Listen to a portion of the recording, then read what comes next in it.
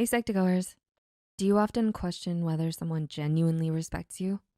No matter how hard you try, not everyone can respect you, and that's okay.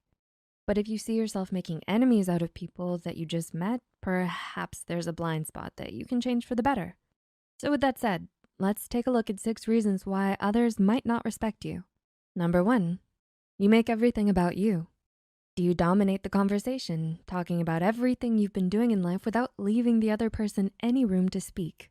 While you may feel like you're participating in meaningful conversations, the other party might feel disinterested if they can't relate to what you're saying. They may feel like they're being talked at rather than talked to.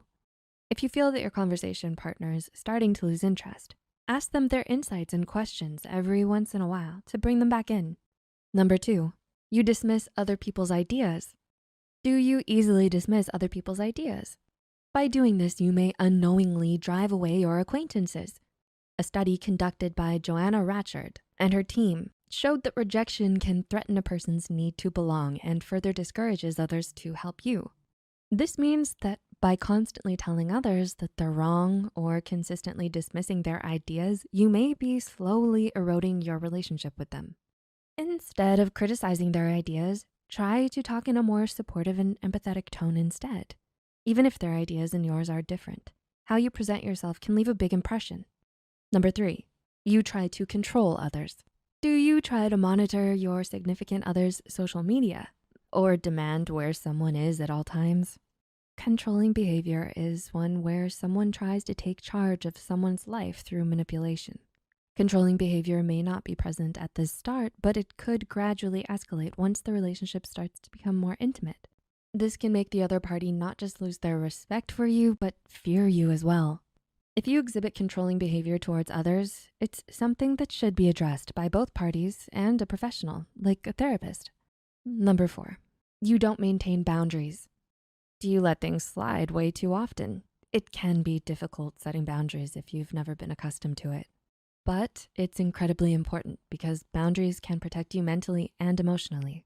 When you lack boundaries, you're giving the wrong impression that your identity is at the will of other people. With the wrong company, boundaries can be taken advantage of. To set boundaries, you have to define and communicate them.